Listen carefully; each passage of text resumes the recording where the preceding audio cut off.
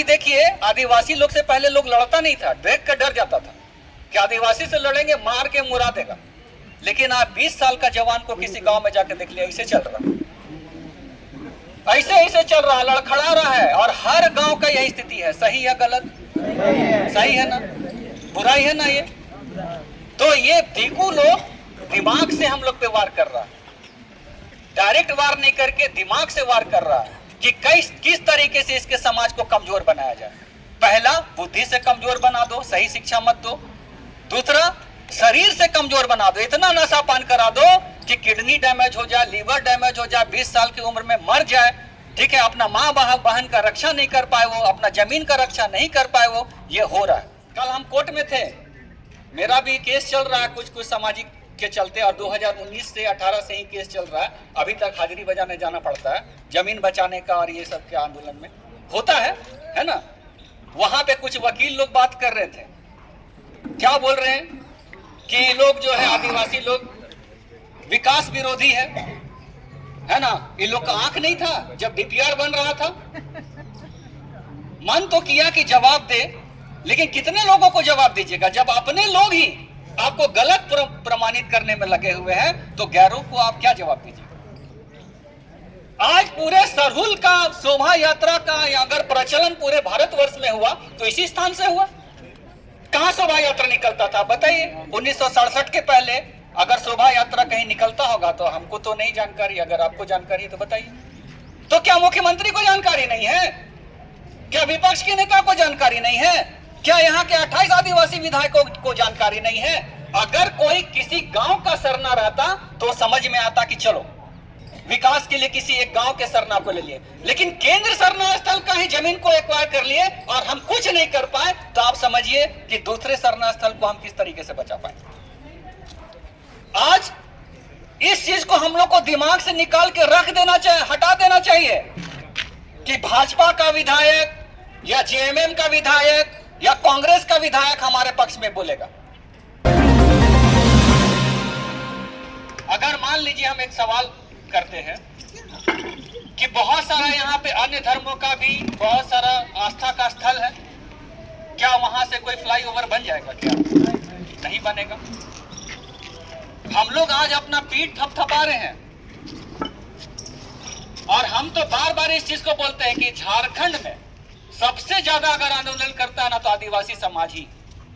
हर चीज के लिए उसको आंदोलन करना पड़ता है, पेट में अन्न से लेके तन में कपड़ा, शिक्षा, रोजगार और साथ ही साथ अपना अस्तित्व, जल जंगल जमीन, आपका जो संवैधानिक संरक्षण में जो आपको मिला हुआ है, तमाम चीजों के लिए आपको हर दिन आंदोलन करना पड़ता है। तो लोकतंत्र किस लिए है भैया?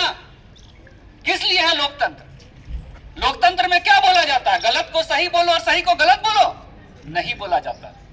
लेकिन हमारे जो अधिकार है उसकी आवाज को संरक्षित और संवर्धन करने के लिए हमारे संविधान में हम अपने प्रतिनिधि को चुनते हैं और पूरे भारतवर्ष में हम चुनते हैं विधायक के रूप में, सांसद के रूप में, कि हमारे जो ग्रीवेंसेस है उसको उस पटल पे वो रख सके।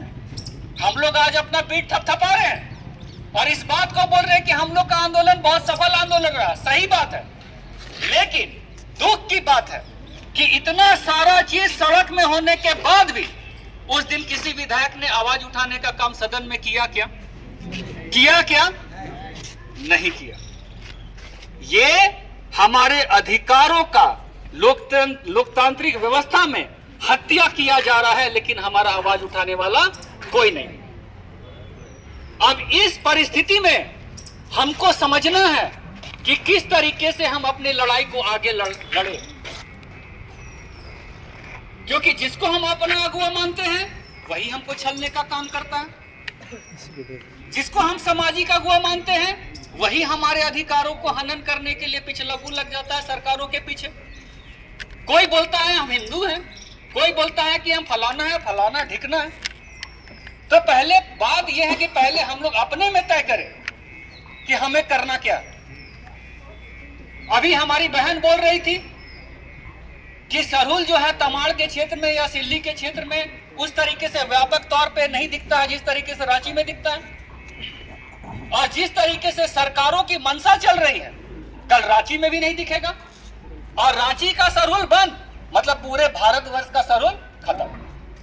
तो हमको तो कहीं न लगता है कि हमारे धर्म, आस्था और हमारा जो संस्कृति है उसको पूरे तरीके से नष्ट करने का एक षड्यंत्र चल रहा है। हम बार बार इस चीज को बोलते हैं कि आज हम तमाम पार्टियों के विधायकों को बोलते हैं कि ये हमारे विधायक हैं, ये फलाना है, ये हमारे मुख्यमंत्री हैं, ये हमारे विपक्ष के नेता हैं, ये फलाना मेरा भाई है, ये फलाना मेरा चाचा है, सब सही है।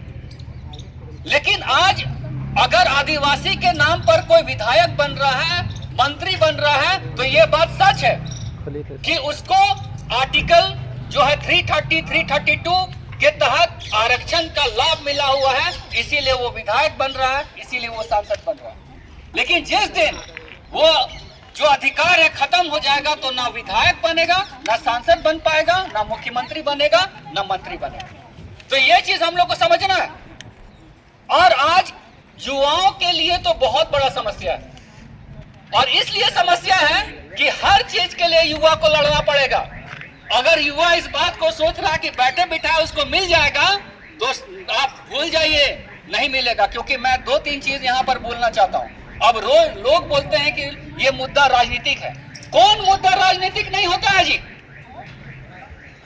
जो राज्य की नीति से जुड़ा हुआ मुद्दा है वो राजनीति है।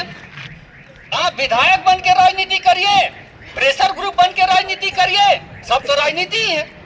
ये जो हमारे साथ राजनीति हुआ कि यहाँ पर रैंप को उतार दिया गया, तो हम ये चीज पूछना चाहते हैं कि यहाँ के जो मुख्यमंत्री अभी माननीय हेमंत सोरेन है, तो क्या उन्होंने डीपीआर को देखने का काम नहीं किया था?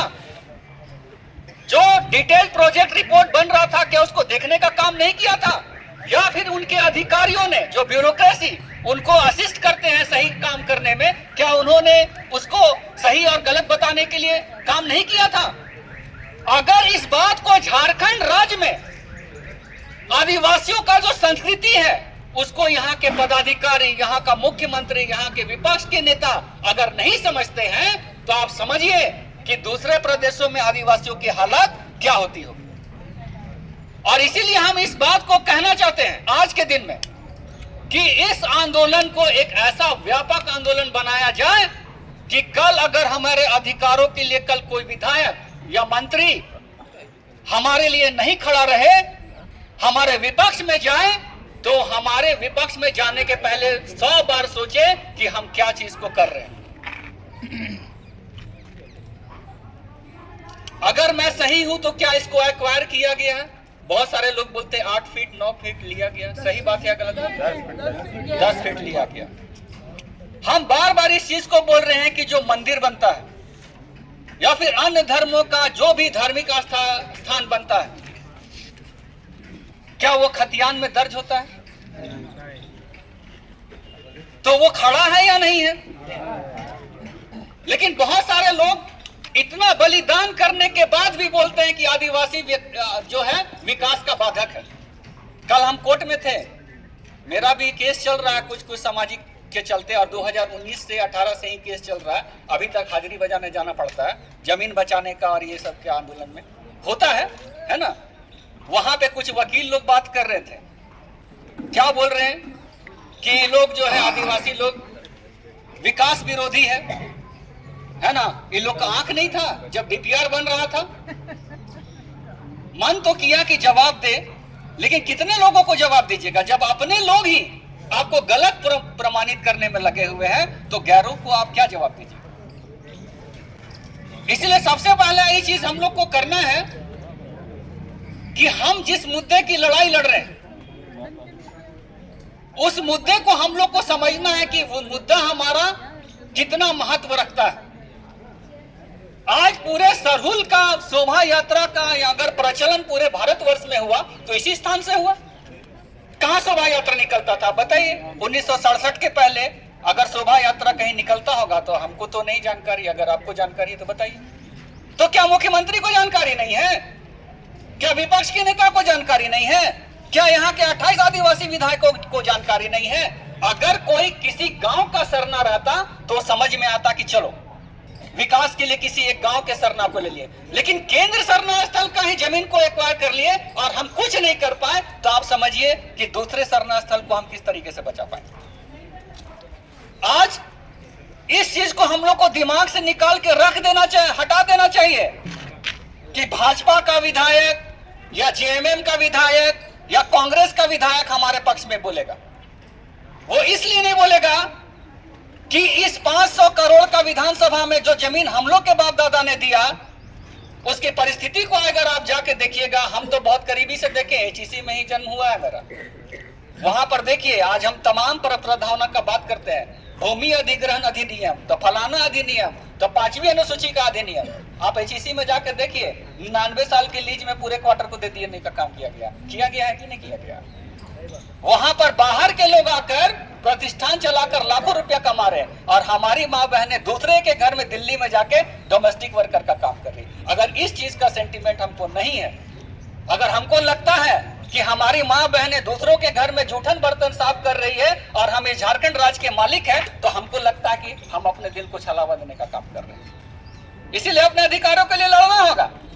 ये झारखंड मेरा, जमीन मेरा, यहाँ की सारी चीजें मेरी, और हमारी ही बहनें जो है दूसरों के घर में जाके जूठन बर्तन का साफ करेगी, बाजार में जाके रेजा कुली का काम करेगी, और हम अपने को सेकी बगाड़ेंगे कि हम इस देश के प्रदेश के मालिक हैं। ऐसा चलेगा क्या? नहीं चलेगा। तो अब मालिक हम लोग को बनना पड़ेगा, और मालिक का बनने के लिए चाटुकारिता छोड़ना होगा, क्योंकि मालिक का एक पहचान होता है, वो अपने चीजों पर खूंटा गाड़ के रखता है कि ये मेरी चीजें हैं और मेरे अधीन ही चलेगी। लेकिन आज हम गुहार लगा रहे हैं अपने केंद्र सरना स्थल को बचाने के लिए तमाम मंत्रियों मुख्यमंत्रियों से, लेकिन हम फिर इस बात को बोल रहे हैं कि इतना आंदोलन होने के बाद भी क्या मुख्यमंत्री का कोई बयान इस धार्मिक आस्था के केंद्र को लेकर आया? क्या विपक्ष के नेता, जिसको प्रतिपक्ष का नेता बोला जाता, क्या उनका बयान आया? क्या किसी पार्टी के अध्यक्ष का बयान आया? नहीं आया। इसका मतलब साफ है कि हमारे मुद्दों को यहां पर तवज्जो नहीं दिया जाता। फिर भी हम समझते हैं कि हमारा काम होगा, तो कहीं ना कहीं हम अपने दिल को छलावा देने का काम कर रहे हैं। ये ऐसा विधायक है, यहाँ पर हम आपको पेपर दिखाएंगे कि आरटीआई से इस बात का प्रमाणित हो चुका है कि कोई भी विभाग में आरक्षण का रोस्टर इस प्रदेश में नहीं। आरक्षण रोस्टर तो समझते होंगे, जब बहाली निकलती है तो किसका कितना सीट होगा, वो एक रजिस्टर बनता है जिसमें एसटी, एससी, ओबीसी, जनरल लिखा हुआ। वो जब रजिस्टर ही नहीं है तो आप समझ सकते हैं कि कैसे पता रहेगा कि कितना एसटी का वैकेंसी है, कितना ओबीसी का वैकेंसी है। और बहुत सारा तो ऐसा है जहां पर कि एसटी के सीट पे जनरल काम कर रहा है, ये आरटीआई पे प्रमाणित है। लेकिन हमारा कोई विधायक इसके लिए बोला क्या? नहीं बोला। तो हमको तो लगता है कि हम लोग अगर इस दिल को दिलासा दे रहे हैं कि यही लोग हम लोग का काम करेगा, तो कहीं ना कहीं हम लोग गलत है। इसीलिए इस आंदोलन को निर्णायक आंदोलन लड़ने का हम लोग को करना पड़ेगा, चाहे वो रोटी रोजगार का मामला हो, चाहे धर्म आस्था का मामला हो, चाहे हमारी परंपरा की और संस्कृति का बात हो। हर मामले में हमको लड़ाई लड़ना पड़ेगा, तभी हम जाके सफल होंगे। आज देखिए, एक हम बात बता रहे हैं, यही माननीय हेमंत सोरेन के चीज जो पिछले बार की सरकार थी, हम लोगों ने आवाज उठाने का काम किया था कि ठेकेदारी बाहर का लोग करेगा, नौकरी बाहर का लोग करेगा, जमीन भी हमारी अधिग्रहण होगी, सादा पट्टा पे हमारा जमीन ले लिया जाएगा, 5वीं अनुसूची के क्षेत्र में धड़ल्ले से जमीन की लूट होगी, सीएनटी का जमीन दूसरे के हाथों में चला जाएगा, 8000 दखल दिहाने का मामला रहेगा, लेकिन फिर भी वापस नहीं होगा कोर्ट के आदेश के बाद। तो ये किस तरह का न्याय झारखंड में चल रहा है जी? आप खुद सोचिए। और इसके बाद भी हम बोलेंगे कि यही मंत्री, यही विधायक मेरा काम करेगा, तो हमको तो लग रहा है कि अपने आप को हम लोग जमीन में गाड़ रहे हैं, अपने आप को हम लोग मृत बनाने का काम कर रहे हैं। इसीलिए आप दलगत भावना से ऊपर उठकर हम लोग को लड़ाई लड़ने का काम करना होगा। ना यहाँ कोई भाजपा का होगा, ना कोई कांग्रेस का होना चाहिए, ना जेएमएम, ना कोई सी अन्य राजनीतिक दल का होना चाहिए, तभी हम लोग लड़ाई को लड़ेंगे। हम लोग तमाम चैनलों में गए, बुलाया गया, चले गए, और वहां पे हमेशा इस एंगल को देने का काम किया जा रहा है कि ये भाजपा समर्थित आंदोलन है। आप क्या मानते हैं? आप क्या मानते हैं? और हमारे लोग जो जिनको की समाज ने केंद्र सरना समिति का अध्यक्ष बनाया, वो मीडिया में जाके बोलते कि भाजपा समर्थित आंदोलन का। लेकिन एक चीज बात है कि इसी मतलब जब रघुवर दास की सरकार थी, हम युवा लोग सड़कों पर निकलकर आंदोलन कर रहे थे, अपने करियर को दांव पे लगा दिए हम लोग। आज अपना नौकरी को छोड़कर आज समाज के लिए हम लोग खड़े हो गए। और हम लोग को अगर बोला जाए कि हम लोग भाजपा समर्थित है, तो हमको तो लगता है कि हम लोग को चुल्लू भर पानी में डूब के मर जाना चाहिए। और उस आदमी को जो बोल रहा है, इस तरीके से आरोप लगाकर हम लोग को बदनाम किया जा रहा है, हम लोग के आंदोलन को कम किया जा रहा है, इस चीज को हम लोग को समझना होगा। और इसीलिए हम बोल रहे हैं कि पहले अपने घर को भी हम लोग को साफ करना होगा। 5 केंद्रीय सरना समिति, हम बार बार बोल रहे हैं, हमको किसी से व्यक्तिगत कुछ भी नहीं ये है, लेकिन क्या 5 केंद्रीय सरना समिति होना चाहिए? नहीं, बन गई जो भी है। अब प्रार्थना सभा देखिए, यही प्रार्थना सभा के कुछ अधिकारी यहाँ पर आए, बंदी जो भी आंदोलन चल रहा था साथ में थे, फिर अलग से प्रेस कॉन्फ्रेंस किए कि हम बंदी का समर्थन नहीं करते हैं। फिर एक भैया हमारे ही समाज के आए, वो बोल रहे हैं कि हम लोग हिंदू हैं, हम कट्टर हिंदू हैं, सरना कोड नहीं मिलना चाहिए। और इस मीटिंग में भी वो शामिल है। नहीं, जो भी है, एक बात बता रहे, हमको व्यक्तिगत किसी से कोई तो क्या बाबा कार्तिक उरांव थे वो निरा मूर्ख आदमी थे क्या? अगर ऐसे ऐसे विद्वान लोग आज समाज में बैठे हुए हैं, तो बाबा कार्तिक उरांव क्या थे? हम इसीलिए उनसे सवाल किए, कितने पढ़े लिखे हैं आप? तो इसीलिए हम बोल रहे हैं कि हम लोग को वैचारिक लड़ाई लड़ना होगा। अगर वैचारिक लड़ाई नहीं लड़ेंगे, अगर किसी मिशन या गोल के लिए लड़ाई नहीं लड़ेंगे, आज तक जिस तरीके हम लोग, जब चुनाव होता है, हमको बोलने में कोई गुरेज नहीं है। 5,000 10,000 रुपया हम लोग को सामाजिक अगुवा को दे देता, तो किसी भी पार्टी के लिए हम लोग काम करने के लिए तैयार हो जाते। ये सच्चाई है या नहीं है? है ना? ये सच्चाई है, हम पे भी लागू होता है, हम किसी को नहीं बोल रहे हैं, मेरे पे भी ये लागू होता है। ठीक है, तो आदमी 4 ही चीज से ताकतवर बन सकता है, या तो बुद्धि से ताकतवर बन सकता है। तो हम ये चीज पूछना चाहते हैं कि सरना समाज के लोग कितना विद्यालय खोले हैं, कितना टेक्निकल कॉलेज खोले, कितना ITI खोले हैं, कितना पॉलिटेक्निक, कितना मेडिकल कॉलेज खोले हैं क्या? मैं एक छोटा सा प्रयास कर रहा हूँ, 2 विद्यालय अभी चलता है, इसीलिए उतना समाज पे समय नहीं दे पाते। एक स्कूल टिपुदाना में चलता है, एक स्कूल मांडर में चलता है। तो बुद्धि से मजबूत बनना पड़ेगा, पहला। दूसरा, शरीर से ताकतवर बनना पड़ेगा। अभी देखिए, आदिवासी लोग से पहले लोग लड़ता नहीं था, देख कर डर जाता था कि आदिवासी से लड़ेंगे, मार के मुरा देगा। लेकिन आप 20 साल का जवान को किसी गांव में जाकर देख लिया, ऐसे चल रहा, ऐसे चल रहा, लड़खड़ा रहा है। और हर गांव का यही स्थिति है। सही है गलत? सही है ना? बुराई है ना ये? तो ये देखो, लोग दिमाग से हम लोग पे वार कर रहा है, डायरेक्ट वार नहीं करके दिमाग से वार कर रहा है कि किस तरीके से इसके समाज को कमजोर बनाया जाए। पहला, बुद्धि से कमजोर बना दो, सही शिक्षा मत दो। दूसरा, शरीर से कमजोर बना दो, इतना नशा पान करा दो कि किडनी डैमेज हो जाए, लीवर डैमेज हो जाए, 20 साल की उम्र में मर जाए। ठीक है, अपना माँ बहन का रक्षा नहीं कर पाए वो, अपना जमीन का रक्षा नहीं कर पाए वो, ये हो रहा है। तीसरा, पैसे का ताकत, पैसे का ताकत। अगर आपके घर में कोई बीमार हो गया, अगर आपको पढ़ाई करना है, अगर आपको खेती करना है, अगर आपको कोई बिजनेस करना है, आपको चाहिए पैसा। नहीं तो पता चलेगा कि सरकारी व्यवस्था में आप गए, रिम्स में, सदर में बेड नहीं मिला, जमीन के में ही सुता के मरीज का इलाज हो रहा है। सही बात है या नहीं है? तो पैसा का ताकतवर बनने के लिए समाज के पास क्या ब्लूप्रिंट है कोई ब्लूप्रिंट? हम इसीलिए बोलते हैं कि हर सामाजिक संगठन का एक उद्देश्य, एक ऑब्जेक्टिव, एक मोटो होना चाहिए। बिना मोटो का सामाजिक संगठन का कोई मतलब नहीं है, और इसके लिए विचार का होना बहुत जरूरी है। और चौथा होता है राजनीति। राजनीति में हमारे लोग तो गए, लेकिन हमारे बातों को वहां नहीं बोलते।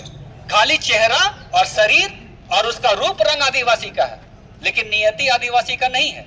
हम फिर इस बात को दोहरा रहे हैं कि जब रघुवर दास की सरकार थी, भोर सिंह यादव यहाँ के SDO होते थे, और मारवाड़ी लोग उस समय मिलावट कर रहा था, उस समय वो छापा मार रहे थे। और उस समय झारखंड चैम्बर ऑफ कॉमर्स के अध्यक्ष बोले थे कि इस SDO को यहाँ से हटाओ, नहीं तो सरकार गिरा देंगे हम। कैसे SDO हट गया तुरंत? पावर। किसका पावर? पैसा का पावर। तो खाली शरीर का पावर दिखाने से भी नहीं होगा, है ना?